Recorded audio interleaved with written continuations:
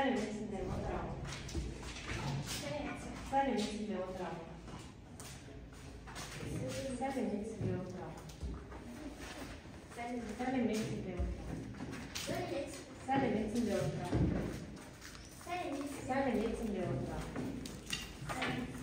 Сәлеметсіңдер, отырамын. Сәлеметсіңдер, отырамын. Сәлеметсіңдер, отырамын. Сәлеметсіңдер, отырамын. Сәлеметсіңдер, отырамын. Сәлеметсіңдер, отырамын. Сәлеметсіңдер ме, балалар? Қалдарың қалай? Үйлерің қалай? Жақсы болса, онда біз бүгінгі сабағымызды бастайық. Сабағымызды бастамастан бұрын, ең бірінші біз осы отырған жерімізде оқу дәптерімізді ашайық. Бүгін біз 3 топ болып жұмыс жасаймыз. Сондықтан тақтаға қарайтын болсаңыздар, мен сіздерді топқа бөліп қойдым. Енді бірақ қазір бұл топты ауыстырамын.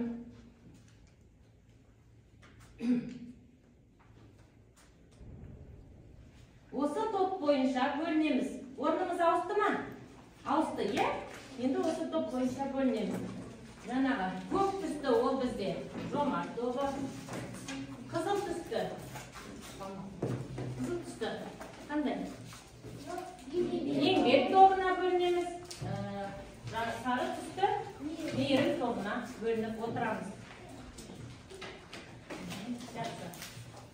Оқу құралдарымызды ашайық. Ашып болсақ, бүгінгі үй тапсырмасына кім дайын? Барлығымыз дайынбыз ба? Дайынбыз. Жақсы, ондай болса, үй тапсырмасын қарайық.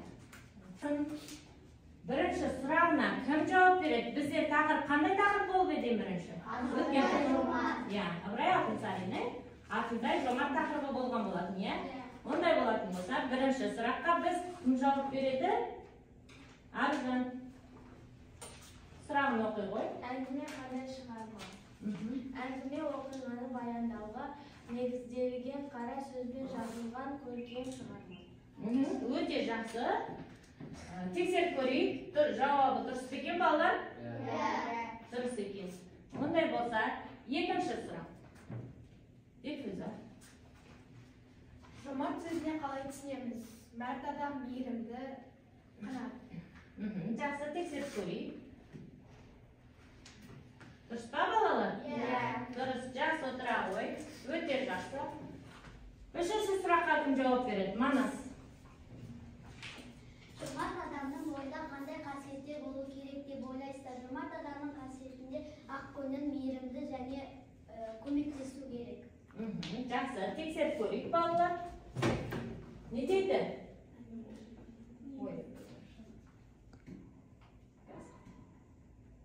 Жомарт адам қандай болу керек дейді? Кеңпейілді, оларды, жауап дұрыс па, Манасын? Дұрыс, жақсы. Келесі. Төртінші сұраққа кім жауап береді? Айтаға, Асылбек.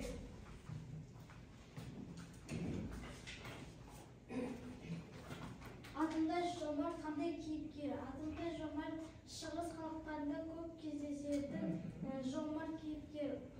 Оны адамдарға үлгі ретінде өздері жақсы болсын деп шығарып қой. Әңгімелер жазады және ол өте бағалы адам. Өте жақсы, тексеріп көрейік. Дұрыс жауап болды ма екен, е? Дұрыс жауап па? Атымтай жомарт шығыстың көптеген халықтарының фольклорында кездесетін кейіпкер екен, е? Сондықтан ол қандай адам дейді? Құрметті, жаңағы жомарт адам екенін көрсетіп тұр. Жақсы, өте жақсы, жарайсың. Ары қаратай. Келесі, бесінші сұраққа кім жауап береді? Бесінші сұраққа кім жауап бергісі келеді? Інжу? Қазір. Әңгіменің тақырыбы мен идеясы қандай? Әңгіменің тақырыбы Атымтай жомарт. Бұл идеясы бізде қанша бай болсаң да еңбек етуді ұмытпау керегін түсіндіру. Бұл бізде қайсы? Алтыншыға жауап бердім дейді. Дұрыс па, балалар, жауап? Еңбектен тапқан нанның тәттілігі және еңбектену арқылы жан-жағына не істейді дейді? Адамдарға ой салады дейді. Жақсы, отыра ғой. Өте жақсы. Ары қаратай келесі сұраққа кім жауап береді? Жауап бере ғой, және Атымтай Жомартқа тән қасиеттер қандай? Атымтай Жомартта есепсіз бай, еңбекқор, Құдай берген. Қайсы? 7-ші сұрақты айтып қой. Жоқ, Иә, дұрыс, кешіріңіз. Иә, еңбекқор дейді, есепсіз бай адам дейді, Құдай берген дәулеті бар. Қандай дейді? Ауқатты адам екен. Жауап дұрыс па? Иә, өте жақсы, жарайсың. Және келесі. Жомарт адам болу үшін қандай болу керек? Мейірімді, түсінігі мол, адамгершілігі мол, еңбекқор. Жақсы, тексеріп көрейік. Жауап дұрыс па екен? Дұрыс па? Шындықтан әдет, әкпеліктен шапағат, даналықтан ақиқат жасайтын адамды қандай адам дейді? Жомарт адам деп атайды екен, иә? Жақсы. Соңғы бізде қалған сұрақ, ол 5-ші сұрақ. Айта қоясың?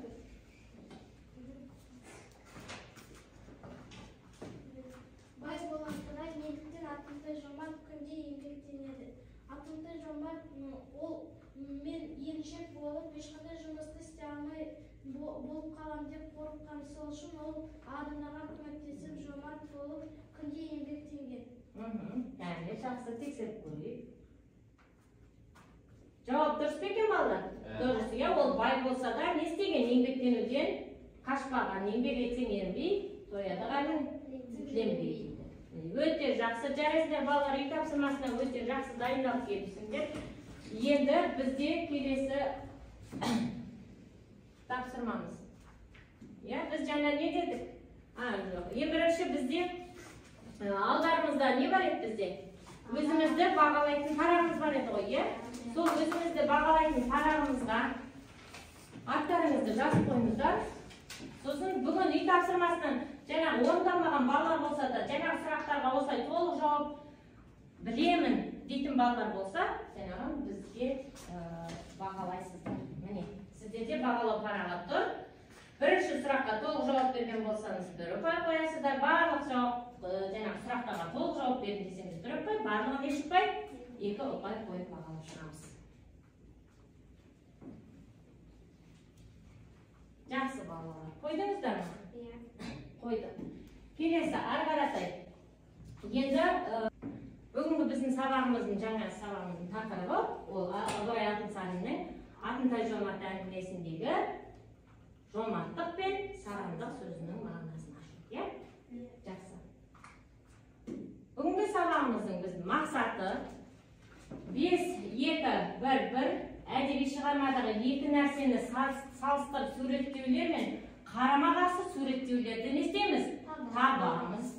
5-3-3-1 шығармадағы кейіпкердің өзіндік құндылығы тұрғысынан не істейміз? Талдап, есте жазамыз.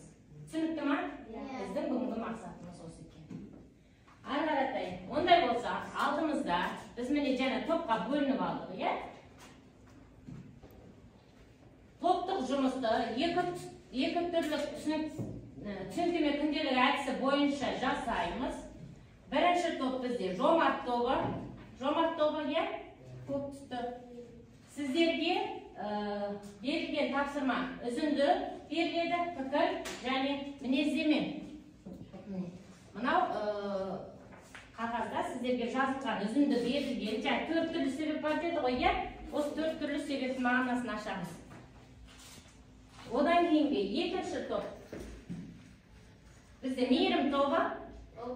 Мейірім тобында тағы екінші сөзі бар екен, иә?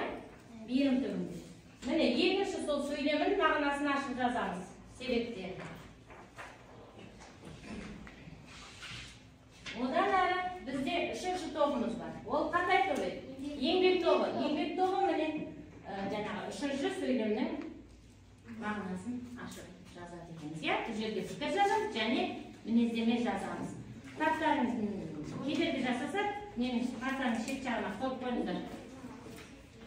Топпен жұмыс жасауға дайындалыңыздар.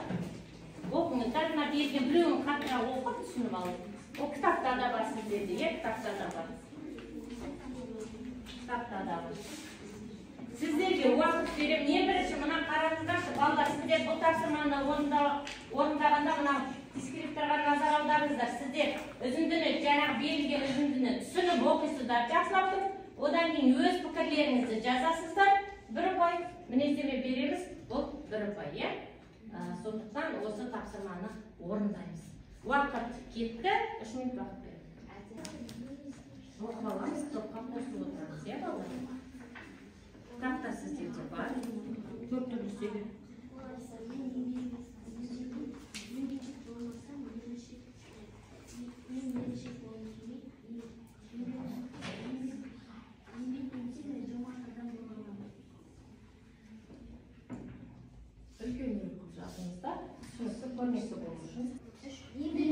Еңбек тобы аяқтады бірінші болып. Екінші. Аяқтағандар бар ма тағы? Балалар. Аяқтаған болса көтереміз. Аяқтаған болса көтереміз. Жақсы, екінші топ Жомарт тобы аяқтады, иә? Үшінші топты аяқтады өз жұмысын. Асылбек, сіздердің топтарыңызда кім шық қорғайды? Шық қорғауға. Тездетеміз, иә балалар? Уақыт үнемдейік, тездетеміз. Сіздерге берілген мәтіннен үзінді. Күн сайын өз бейнетімен тапқаны 1-2 пұлға нан сатып алып жесем, бойыма сол тамақ болып тарайды. Еңбекпен табылған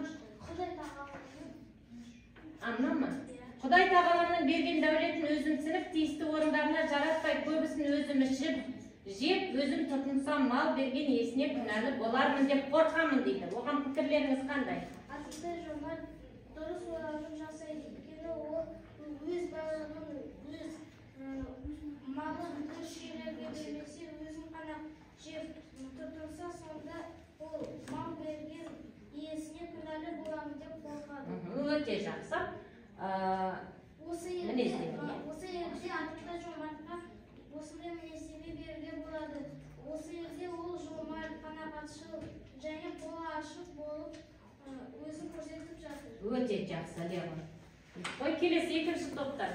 Жомарт тобынан кім шығады?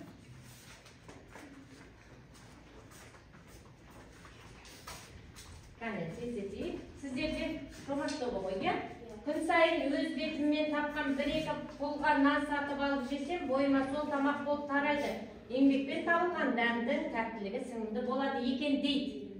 Сіздің пікіріңіз, сіздердің? Еңбекпен тапқан нан тәттірек дегендей, қанша бай болса да еңбек етеді.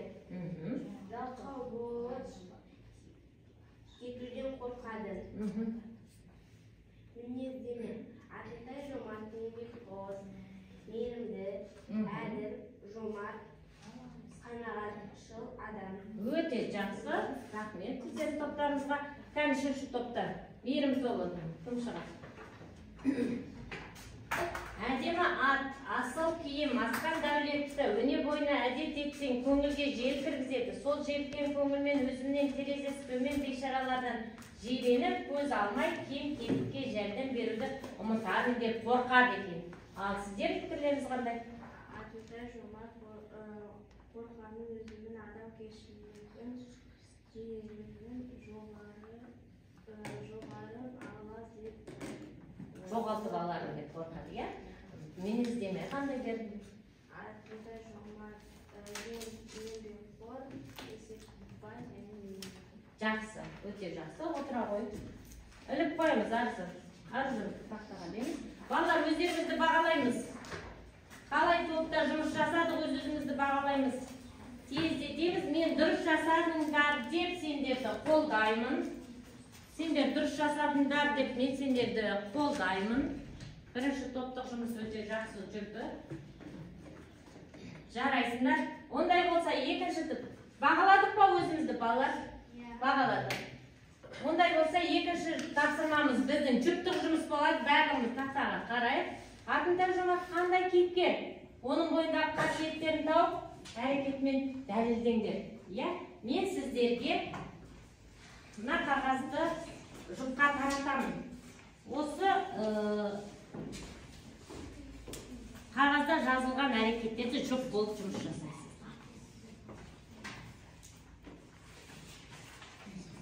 Тездетеміз, бізге уақыт 2 минут.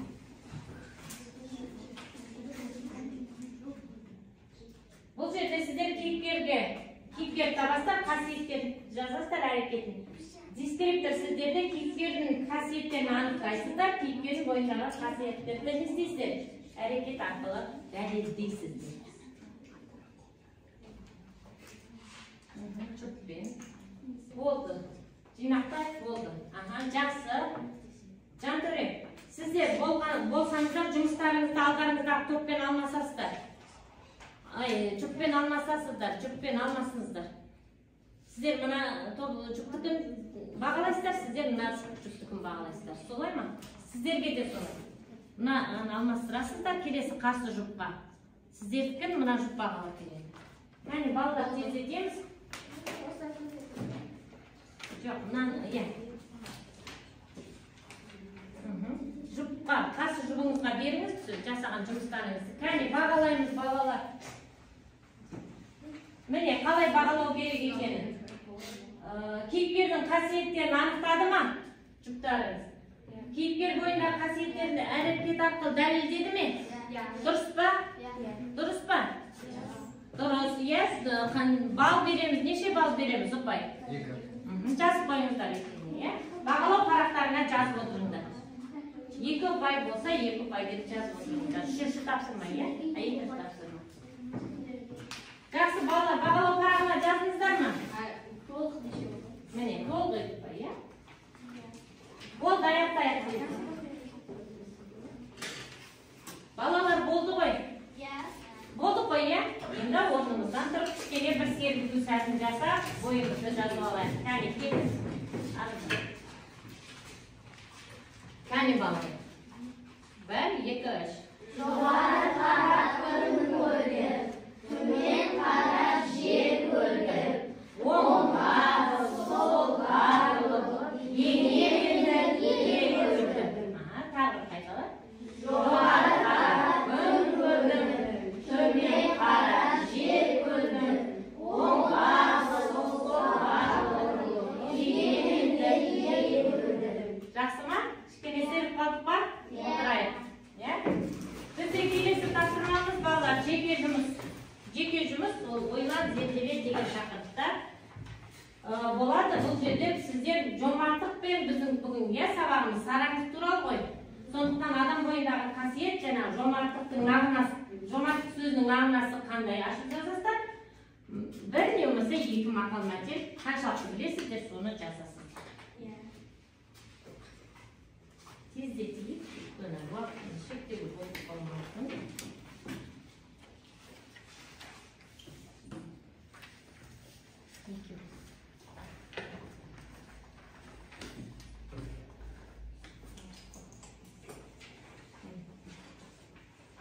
Уақыт берем 2 минут. Жеткілікті ғой, тездетеміз. Мағынасын жазамыз жомарттық сөзінің. Сіздерде бағалау, дескриптор. Сөздің мағынасын ашу 1 ұпай, сараңдық сөздің мағынасын ашсаң 2 ұпай аласың. Мақал мәтелдерді ойлап жатсаң 1 ұпай, барлығы 3 ұпай аласың. Түсінгендерге, білетіндерге. Сіздерде берілген жаңа қандай сөз болды? Жомарттық және сараңдық сөздің мағынасын кім ашып береді? Мен жомарттық. Өзі айтады. Жомарттық мағынасы тән адам, мейірімді, қолы ашық, адамгершілігі мол деген мағына береді. Өте жақсы. Мақал бар ма? Жомарт жоқты білмейді, батыр көпті білмейді. Өте жақсы, жарайсың. Өте жақсы. Асылбек. Сараңдық деген сөзге мағынасы ол ешкімге бермеу және өзі ғана алып басқалардан қашуға дейді. Өте жақсы. Мақалың бар ма? Мақалым менің сараңда бір сасық суда бір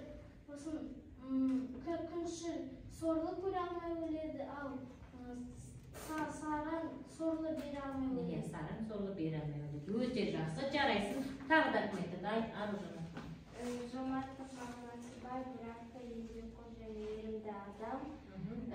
Мақал мәтел жүйрік тоқтығынан білдірме, жомарт жоқтығынан білдірме. Өте жақсы. Жомарт білдіретін айтпай. Сараңдық ешін іздейтінінің мағынасы. Мақал мәтел сараң етін сасыған соң сары есік күші күшейді. Жақсы, жарайды, өте жақсы. Айта қойып кімнің жыл?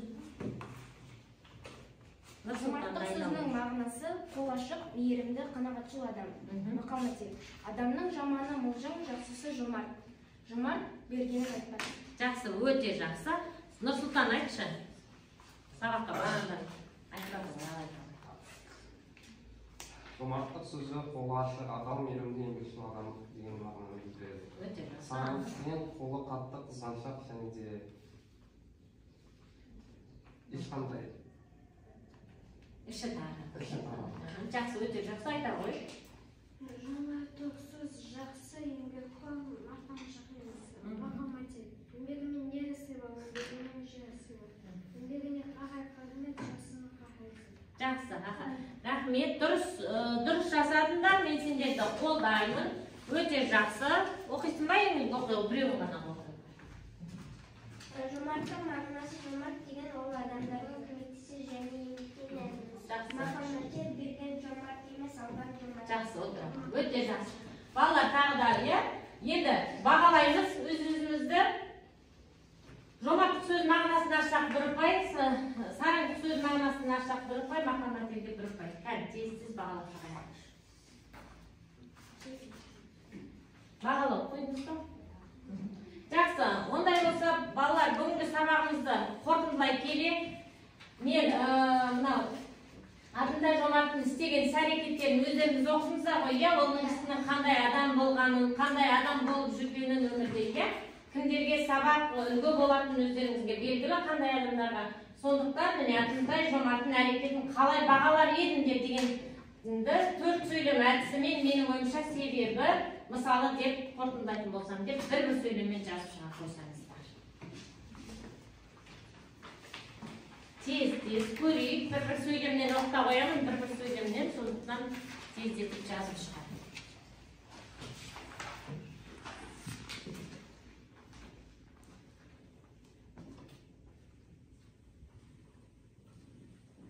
Ауызша айтып берем десеңдер, ауызша да айтып беруге болады.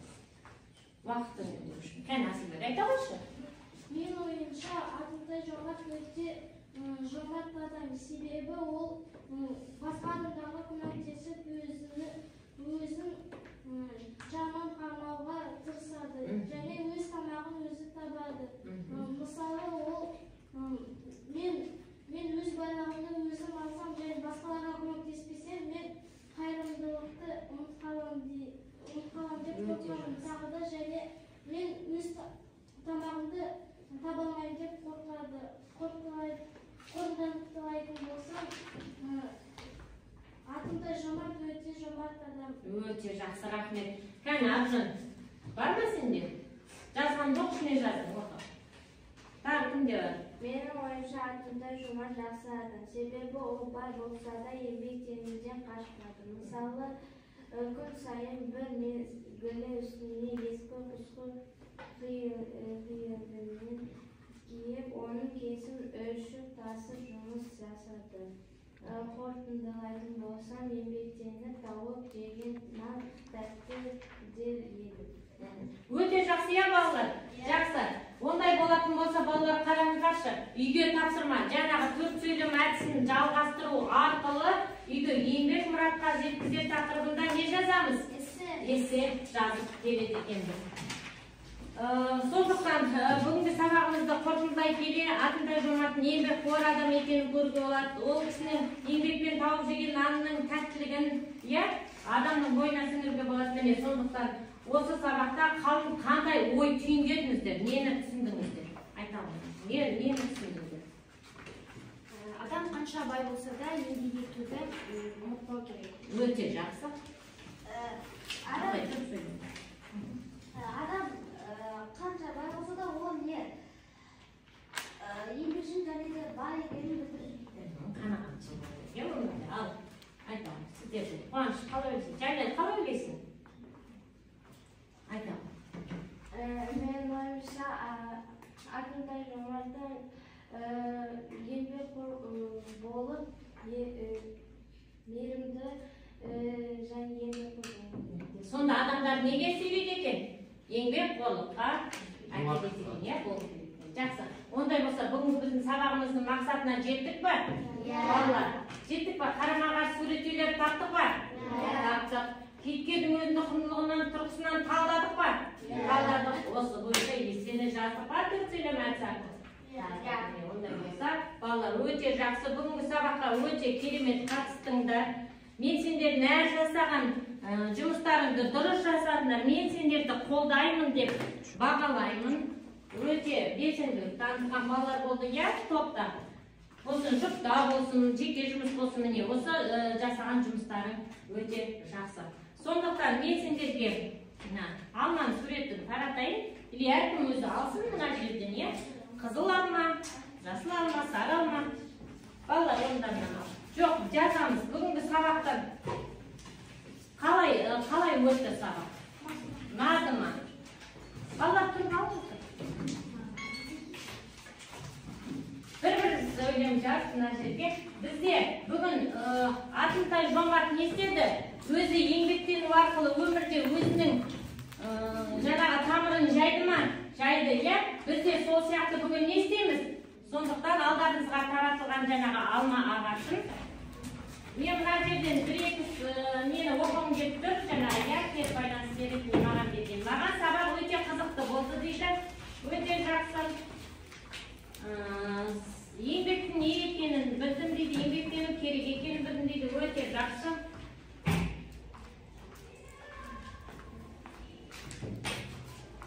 Бізде сары түсті таңдаған Қуаныш екен. Қуаныш, неге сары түсіне таңдадыңыз? Сізге айтады, сары алға кейбір деректерді түсінбедім дегенді білдіреді. Айта ғой, нені түсінбедім?